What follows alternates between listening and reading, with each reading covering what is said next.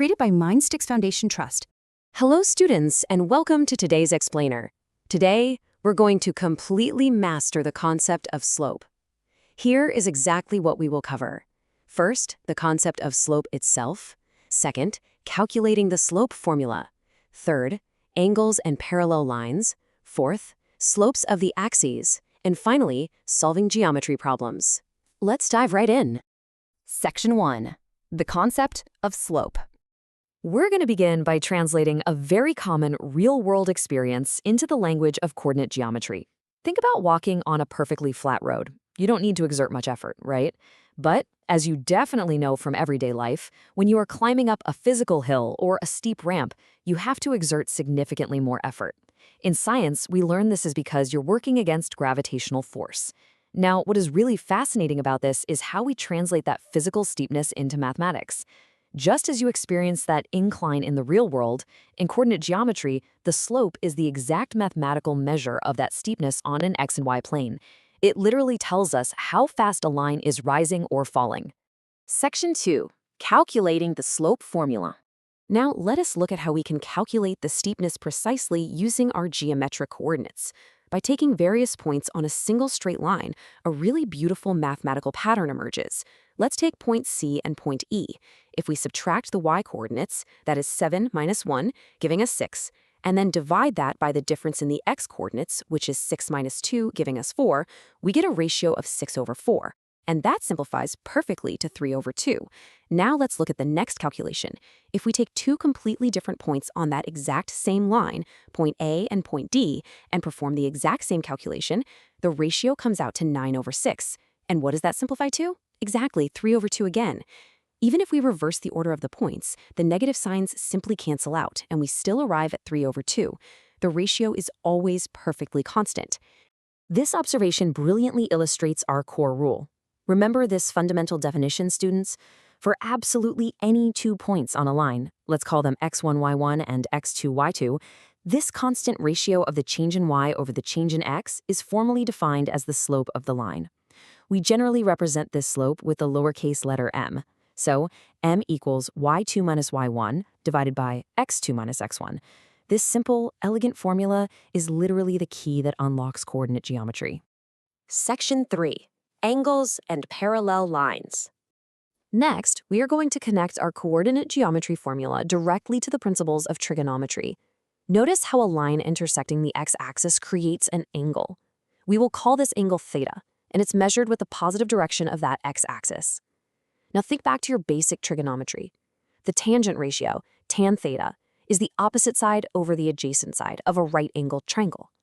If we draw a simple right triangle right under our line, the opposite side is exactly our change in y, and the adjacent side is our change in x. Therefore, by just observing this geometry, we can brilliantly define the slope in another, equally powerful way. The slope, m, is simply equal to tan theta. So if you know the exact angle the line makes with the ground, you automatically know its mathematical steepness. Now, logically, what happens if we have two parallel lines? Because parallel lines, by their very definition, run in the exact same direction, they will make corresponding perfectly equal angles with the x-axis. If their theta angles are completely equal, then their tan theta values must also be equal, right? Therefore, it is a crucial, undeniable truth in mathematics that parallel lines will always possess equal slopes. If line 1 has a slope of 5, a parallel line 2 will absolutely have a slope of exactly 5. Section 4. Slopes of the axes. Let us now examine the extreme boundary conditions regarding the axes themselves. You must contrast these two rules very carefully. First, consider the horizontal x-axis, or really any line parallel to it. Because there is absolutely no change in the vertical y direction, the numerator in our formula is 0, and 0 divided by any non-zero number is simply 0. Therefore, the slope of the x-axis is perfectly 0. It is completely flat. On the other hand, look at the vertical y-axis. For a purely vertical line, there is absolutely no change in the horizontal x direction. This means our denominator becomes 0. Since mathematical division by 0 is simply not possible, the slope of the y-axis, and any line parallel to it, cannot be determined. It is mathematically undefined. Section 5. Solving geometry problems. Finally, let us apply these formulas as powerful tools to solve advanced geometry problems and construct logical proofs. Let's look at a classic exam question, proving that three distinct points, P, Q, and R, are collinear. This means they all lie perfectly on the exact same straight line. How do we prove this without just drawing it and guessing? We use our slope formula. The method is very straightforward. Step 1. Calculate the slope of the segment connecting P to Q. Step 2. Calculate the slope of the segment connecting Q to R. If those two mathematical slopes turn out to be completely equal, and because they both share that central connecting point Q, it is an absolute geometric guarantee that points P, Q, and R must be collinear. The math perfectly proves the geometry. Similarly, we can use slopes to prove the shape of a polygon.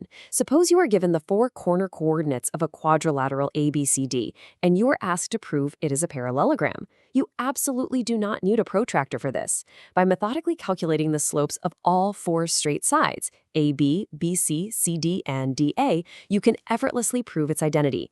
Recall our rule, parallel lines have equal slopes. So if the slope of side AB equals the slope of its opposite side, CD, and the slope of side BC equals the slope of its opposite side, DA, you have completely proven that both pairs of opposite sides are indeed parallel.